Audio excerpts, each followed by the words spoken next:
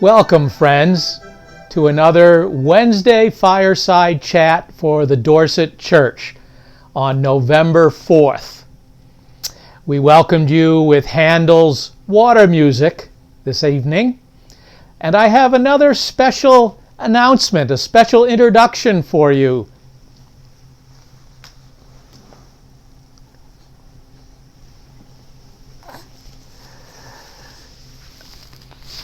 I want to introduce to us all James Ian Parkhurst Gray. He was down for his very first Halloween and for his first presidential election. And he was up late last night. But he is a living reminder of why we are voting and for whom.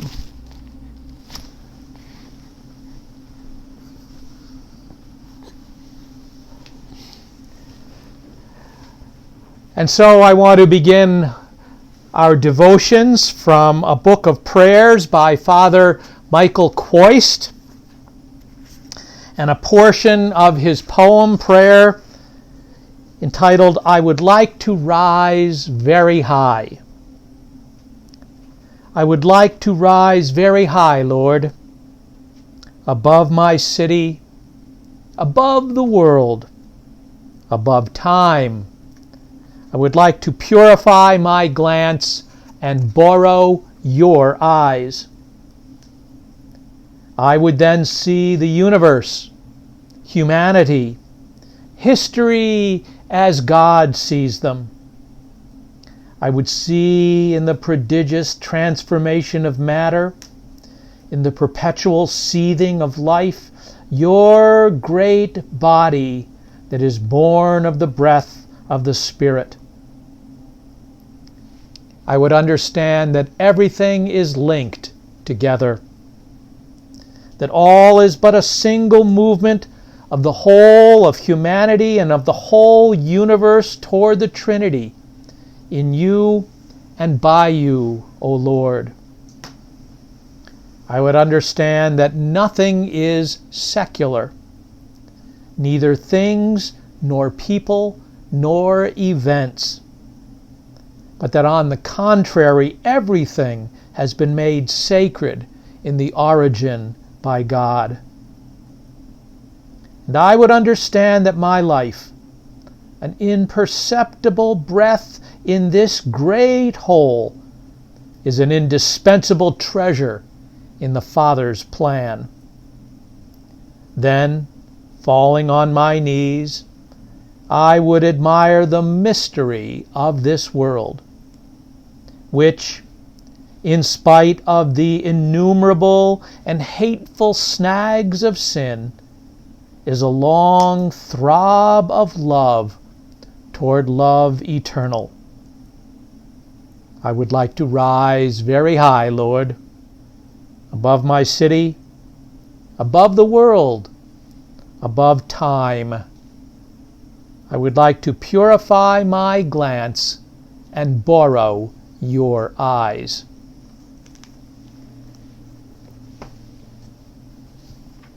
So let's bring the Dorset Church together with a host of announcements this week. The Mission Committee will be holding a Zoom meeting on Wednesday, November 11th from 6 to 7:30.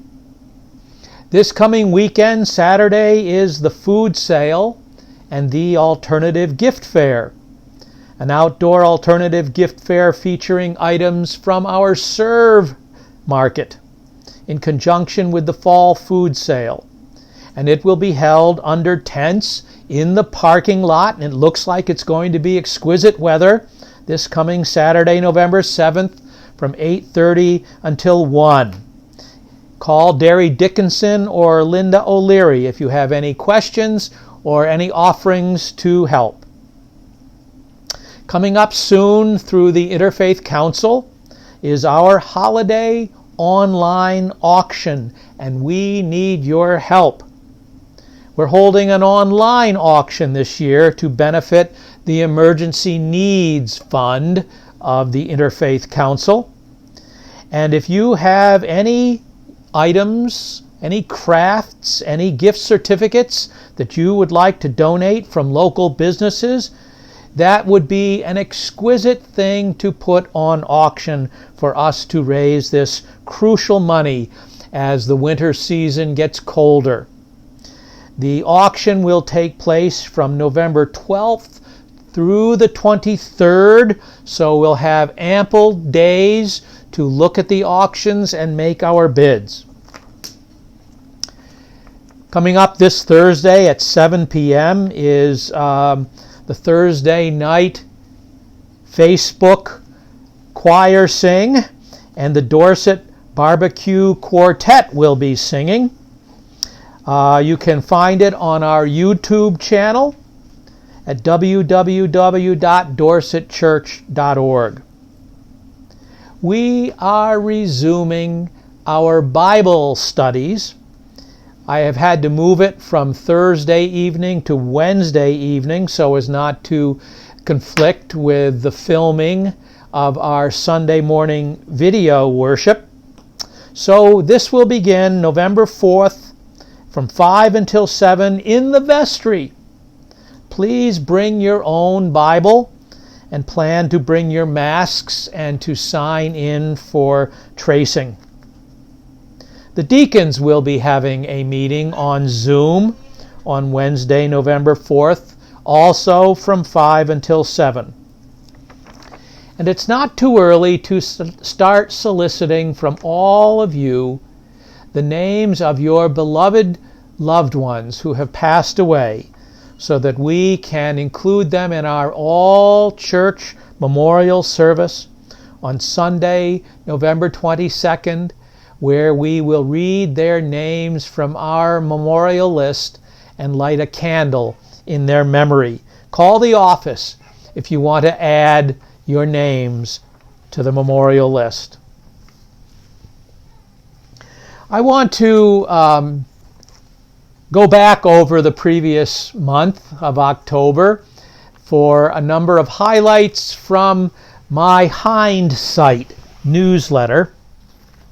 First of all, for the pastoral statistics of last month, I had 49 pastoral visits, including 6 what I call walk and talks, where I get together with somebody and we walk around the block or we walk around the rec center in Manchester and we have a pastoral conversation.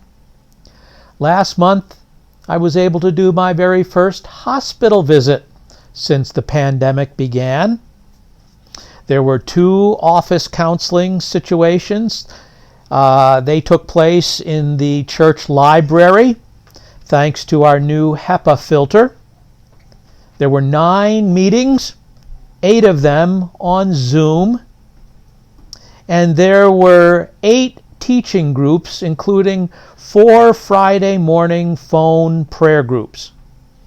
And we had 3 special events, 3 tent worship services on lovely but chilly Sunday mornings. And I had 1 men's group hike. As I mentioned, the Interfaith Council has been busy at work during the month of October planning our auction for the Emergency Needs Fund. And I am so thankful for the important participation of some of our Dorset Church members. Karen McVicker did abundant research for us for different platforms for an online virtual auction. And then she teamed up with Lori Hong to gather a lot of the auction gifts and donations and to plan the details that I'm sure will inspire its success. The Interfaith Council is a wonderful opportunity if any of you have that volunteerism in your blood. The Interfaith Council is looking for you. I also want to emphasize that we were fortunate to have 2 more beautiful Sunday mornings to do outside tent worship on October 11th and October 18th. And I think at our different services we've averaged between 30 and 35 hearty, bundled up friends. It was difficult not to hug and greet one another to our heart's content, but singing together and praying together and just being together, even if it was at a distance, was still a gift. And I want to continually thank Tom Salmon for his music playing despite the outside chilly temperatures, and for Reverend Skip Dickinson for his exquisite prayers. On one of those Sunday afternoons, on the 7th, 7 men and I from the men's group hiked up the pinnacle, and we had a wonderful worship service by reading all the nature psalms on the backdrop of this amazing foliage. And we brought our own lunches and we caught up on news, and it was truly wonderful to be together and see each other again. On October 28th, Equinox Terrace allowed me to do another afternoon series of pastoral visits with our parishioners who are residents there.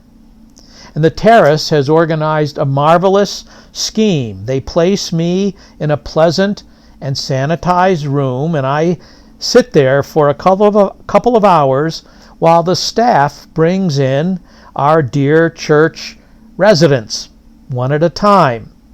And we chat, and we pray, and we have a marvelous time reconnecting. It's not like old times, where we would go twice a month and we would do a worship service and offer communion.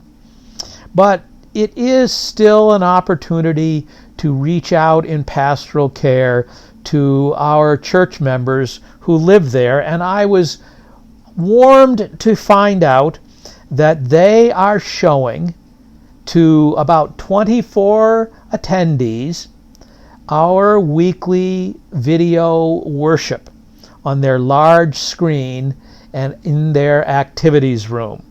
And so I want to offer thanks to the Terrace and blessings on our other congregation. And finally, you will be excited to learn that even though we can't come together for a regular, large Christmas gathering in person and in church, we are planning something very creative to at least try to fill in the spiritual gap. We are planning a living nativity. We will make a lean-to creche scene, acted out with our own church members to resemble the Bible story, replete with living sheep and donkey and all of the details that we can find of that holy scene. And the Raspays have generously given us permission to use their front lawn as the setting for our living nativity. And so onlookers can drive along their looped driveway, never getting out of their vehicles, while enjoying the living nativity, while listening to Christmas music. They just turn on the music as well as a narration on their car radios. And so far the details are falling nicely into place for 2 drive-through sessions. One on Sunday evening, December 20th, and the second on Christmas Eve itself. If you wish to participate, or if you wish to donate, please let us know at the church office.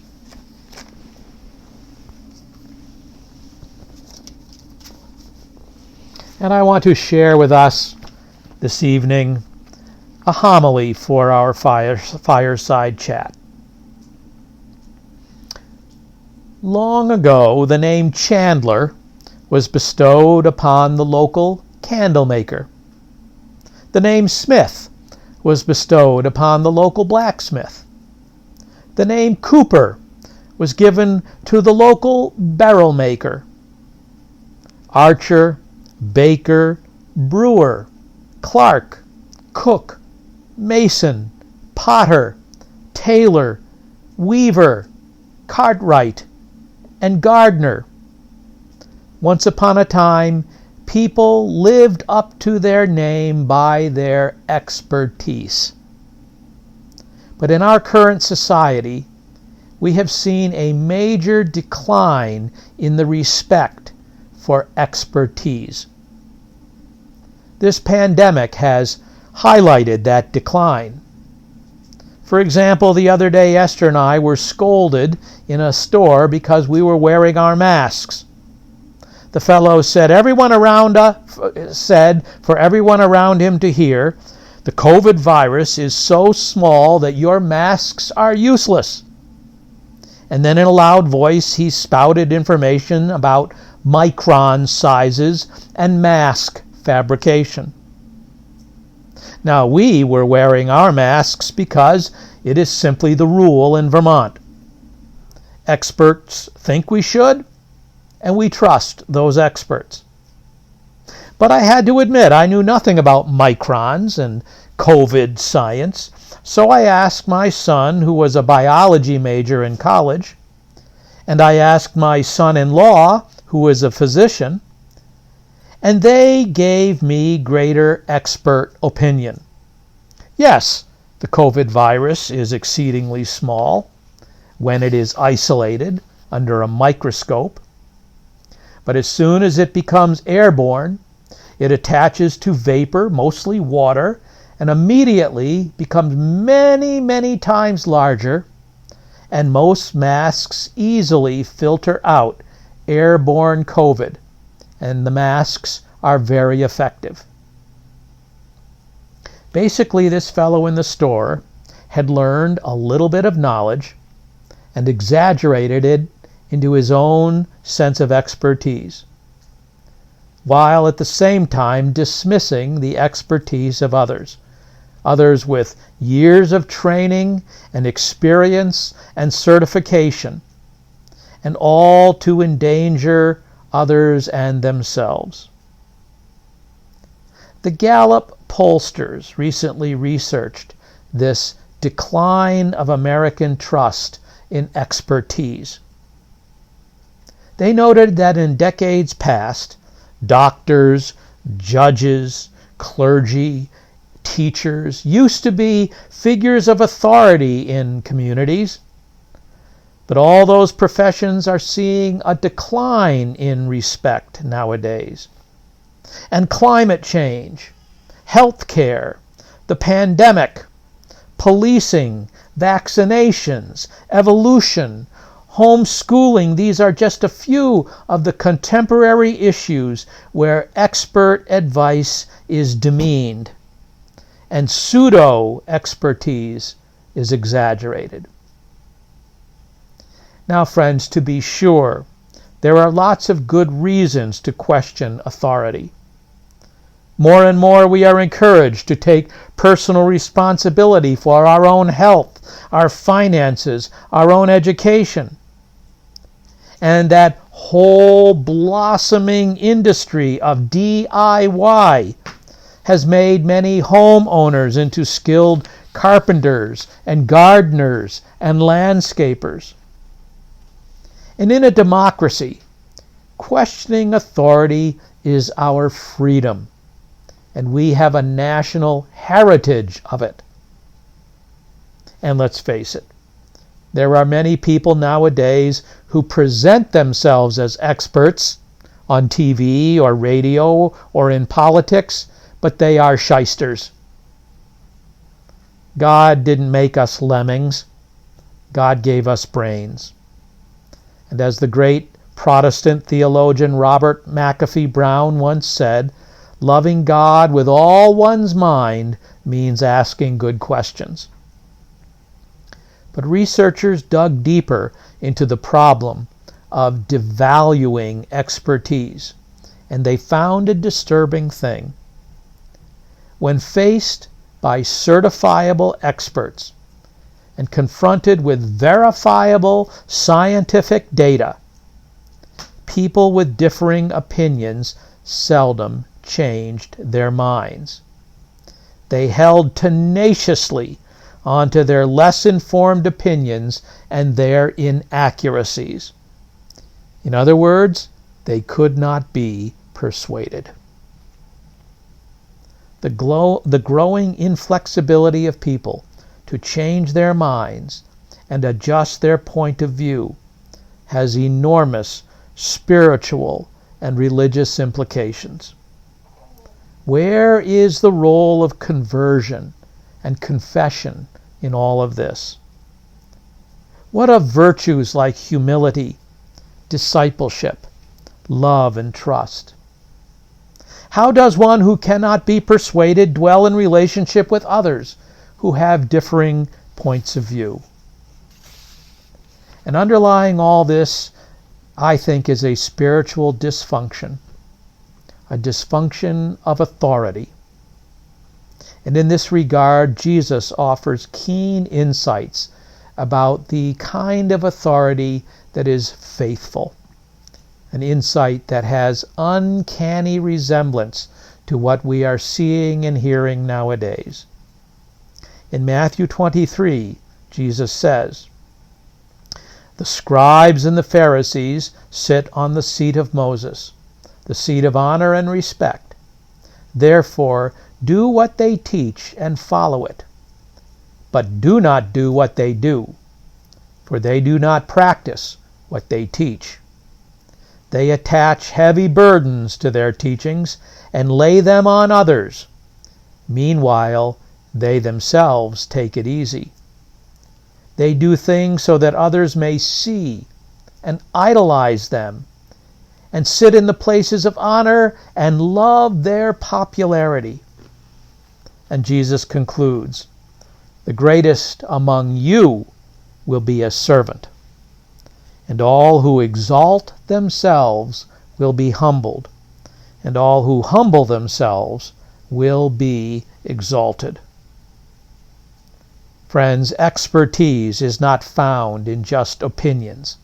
It is found in service and servanthood. And authority isn't to be touted or bragged about by an individual. It is to be earned. True authority speaks for itself.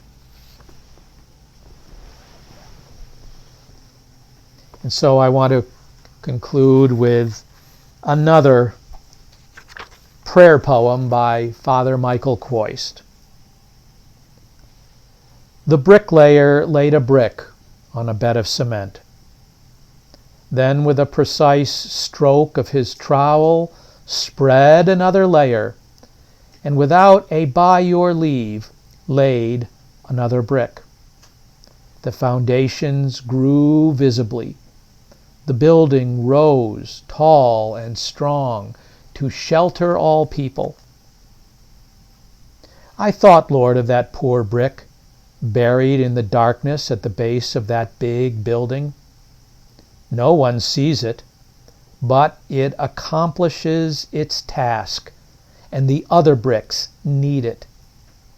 Lord, what difference whether I am on the rooftop or in the foundations of your building, as long as I stand faithfully in the right place.